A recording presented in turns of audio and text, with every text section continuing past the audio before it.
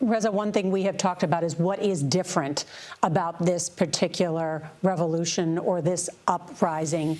And one thing is that now many of the protests are rallying behind you, chanting slogans with your name in it. And I know you had talked about wanting to lead a transition. But I want to ask you about that, because here is what the Wall Street Journal wrote over the weekend. They said this: the 65-year-old Pahlavi's prominence is a departure from previous bouts of protest, when the heir to the controversial dynasty was rarely referenced. His father, who ruled Iran from the 1940s, was widely despised in Iran for his autocratic rule, his political repression, and what critics saw as his subservience to the U.S.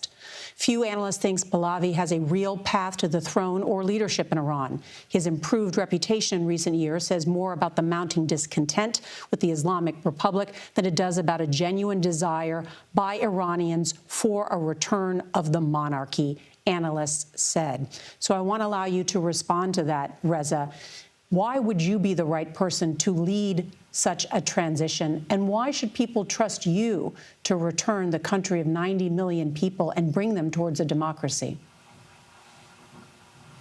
Well, it's interesting the way you characterize it, because if the people did not actually believe that I can be the person doing that for them, or the person to be trusted, there wouldn't be the millions on the streets of Iran, in the four corners of Iran, chanting my name and asking my return. They do. And that should be indicative of the reality on the grounds. But why is it that I offer my service to Iran? I'm answering their call. I've stepped in to lead this transition, and I have a plan for that. I have a whole host of people who are helping us, lawyers, jurists, economic experts. So we're not just talking about a regime that needs to go. We're also talking about what's the alternative. And in terms of the political alternative, it's a constitutional process. The interim government will be able to organize free elections so the people can send their representative in a constituent assembly to ultimately debate what ought to be and the final form that a future democratic secular system in Iran should take. I'm not here to advocate for a republic or a monarchy. I'm here to be the honest broker above the fray in complete neutrality, making sure, however, that we have a fully transparent democratic transition. But the expectation of Iranians is to be able to have a smooth transition, to be able to have a stable transition, and that is why a big part of my campaign depends on having, unlike other scenarios of regime change in the region that did not pan out so well, the Iranian scenario includes maximum defections of elements that can be part of the solution. That is why I've launched this campaign many months ago, and we had over tens of thousands of respondents, members in the military, paramilitary forces, and the civil bureaucracy that will be able to be part of the solution in the future, so long as their hands is not soiled with the blood of the Iranian people. And that is something that will bring people a sense of confidence that they're responding to my call, that they can trust me in this, and I intend to do exactly what I said, to help them achieve that end. I'm a bridge and not the destination at this point. But Reza, how can you promise, and how can you make people who may doubt what's next, with you in charge of a transition, that this will not be a return to a monarchy, that this will not be a future autocratic government? Because they have followed my path and my track record for 46 years.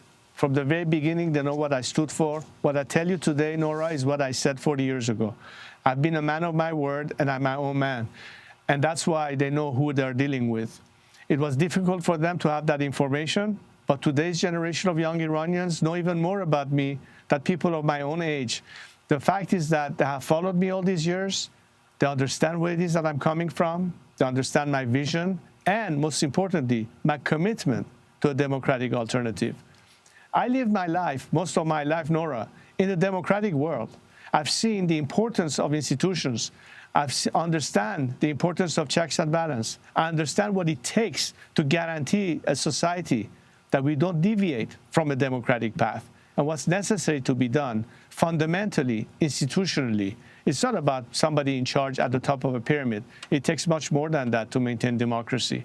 I've learned it. I prepared for it. I trained for it. And that's why I think that trust that you hear now in me is because they understand me, my goal, and what it is that I'm offering. And I'm responding to their call. I'm responding to their ask to step in and lead them. They called my name. They don't call somebody else's name. And that puts a huge load on my shoulder that I intend to discharge in the best of my abilities to heed their call and be a servant of my people and my nation.